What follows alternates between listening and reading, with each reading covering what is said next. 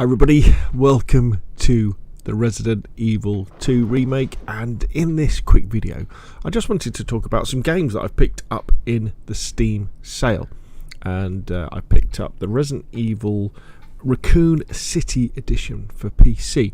So this includes Resident Evil 2 that you can see here, and Resident Evil 3, which I'll show you in a second, just as a little bit of, a little bit of inspiration. Maybe if there's still a couple of days left, I think, in the Steam sale, if you're thinking, I want to spend some stuff, because I got these two for, I think it was about £12 or £13, and I thought, for £6.50 for each one of those games, you know, that's pretty good. Now, I've already got Resident Evil 2 Remake on my PlayStation 4, but I thought, if I get it on PC, it will look better, and I'll be able to use mods with it as well, you know, like infinite ammo and things like that. Unfortunately, I've got to say that when you first fire it up, Resident Evil 2 Remake doesn't look that good. And in fact, I was kind of so shocked by the way that it looked that I had to go and fire up my PlayStation 4 and fire up Resident Evil 2 Remake and to discover that it looked a lot worse than I remember it did. And as far as I can work out, there was a new version of Resident Evil 2 Remake that came out, I think, either this year or last year, that introduced ray tracing, and I think it was DirectX 11, I think, and it's generally accepted that this made the game look worse. So on Steam, anyway, you can go into the game, go into your game library, and you can download a DirectX 10 version of it that doesn't include the ray tracing. And since that point as well, I've done a little bit of playing around. You know, you try and maximise the black point, increase the contrast, whack up the level of detail on the textures, and it kind of looks a lot better than it did. I tend to, this is on my gaming PC, which is a RTX 3070. But what I do is I run it at 1080p and I lock it to 60 frames a second and put VSync on, because I'm not really interested in having 120 frames a second or variable refresh rate on a game like this. 60 frames a second is enough, and then the rest is kind of I bump up some of the other graphic settings, and it looks much better now. But yeah, I was very surprised that it didn't look as good as I remembered it to. But you know, this is Resident Evil 2. The first time I played Resident Evil 2 was actually not on a PlayStation. It was on the N64, and I think it was the most expensive cartridge that ever came out for the N64. It was a ridiculous amount of money because the sheer number of rendered backgrounds that were in the game and the audio files. So it was this huge, and I played it on the N64. I think, it was definitely the N64. Then I played Resident Evil. See, I'm trying to remember. Did it go Resident Evil 2?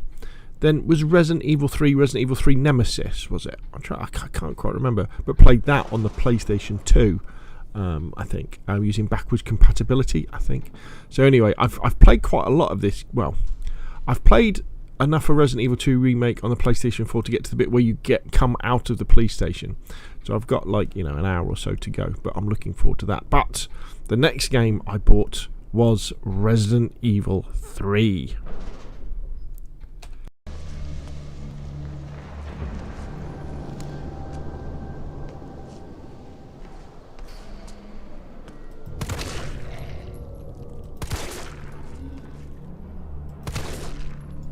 And this is, of course, Resident Evil 3. This is, the remake Resident Evil 3. This is Jill Valentine, and I'm really excited to play this game, maybe even more than the Resident Evil 2 remake, because the kind of feedback reviews I've seen online is that Resident Evil 3 remake, Nemesis, I think it's called Nemesis, Resident Evil 3 Nemesis, is a shorter experience than Resident Evil 2 remake. You know, it's more akin to it's got a lot less in it compared to the original, which for me is really good, because a lot of the time with these sorts of games, I'm not looking for a there's some bullets up here. I'm not looking for a 60-hour game. All I really want is a really cool Resident Evil experience. I'm not looking for an RPG in Resident Evil. I'm looking for scary jump scares. I'm looking for interesting puzzles, amazing atmosphere,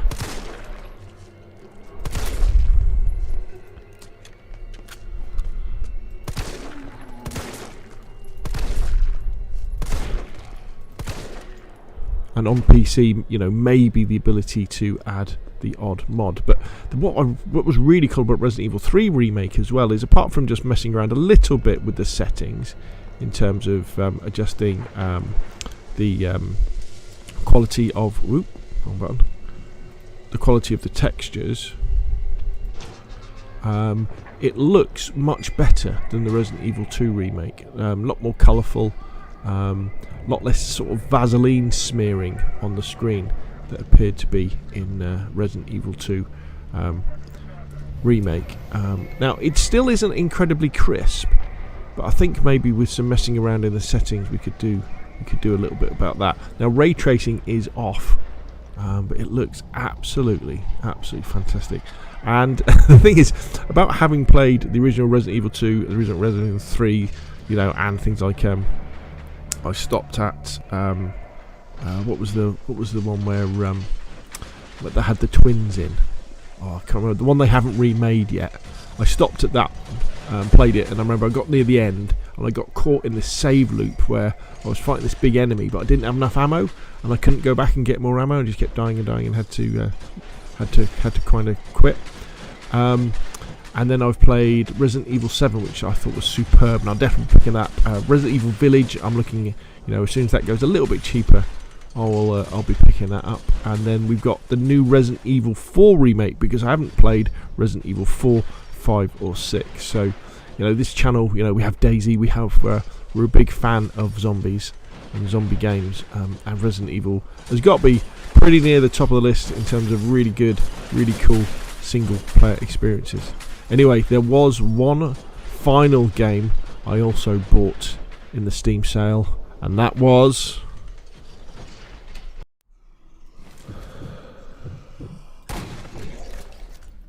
this is, of course, the amazing Zombie Army Trilogy, which I now have on PlayStation, Xbox and PC.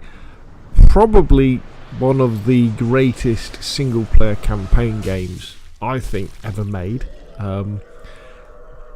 Zombie Army Trilogy, running on, I guess it runs on the Sniper Elite 2 engine, is so much fun. Basically, the idea is that at the end of World War II, Hitler, you know, knew he was going to lose, and so he unleashed the zombie hordes on Western Europe, and turned the tide of the war. Unfortunately, you know, most people are zombies now, and you're Carl Fairburn, sniper extraordinaire, fighting your way through to try and figure out what happened, and then to sort it all out. And it's really simple. You're just going from A to B to C on very linear levels, especially compared to the later Sniper Elite games.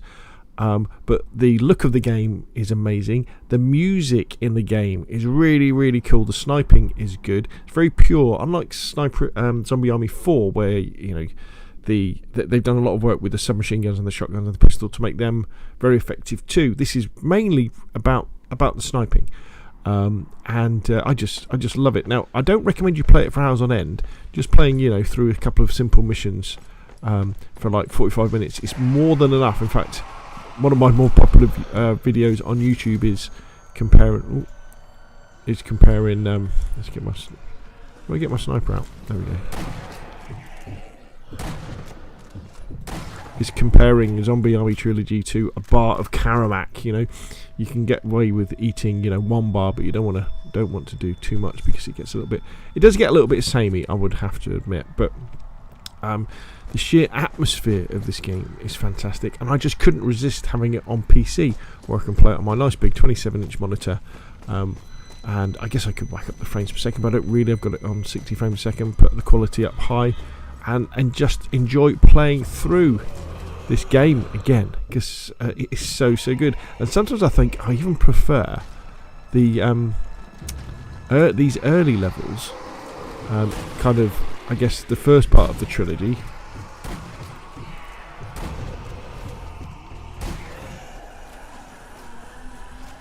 rather than the later ones. How do I get my shotgun? Here we go. Look at that. How cool does that look?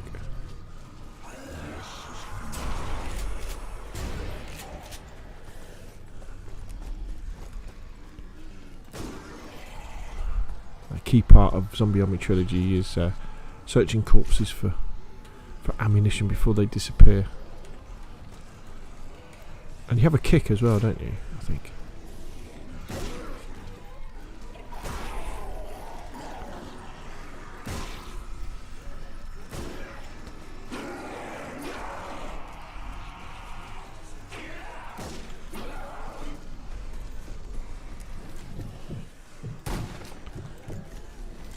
Where are they? Oh, resurrected.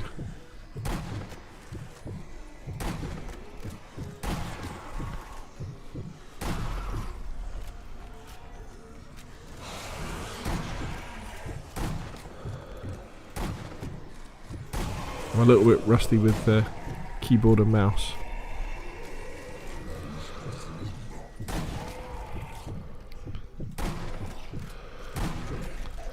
Whew, so there we go, Zombie Army Trilogy, the final of the trilogy of games I bought in the Steam sale, with the Resident Evil Raccoon City edition, which included Resident Evil 2 Remake and Resident Evil 3 Remake, and then the amazing Zombie Army Trilogy. And if you're watching this video round about the 28th, 29th of November 2022, the Steam sale is still on. And you could pick them up. In fact, if you haven't got Zombie Army Trilogy, you should definitely buy it. This is a must-own game. It's so good. Just remember to keep searching those zombies for ammo and stuff, because you will need that. Look at that. There's a tiger there, isn't it? And here a zombie. Anyway, that's enough from me.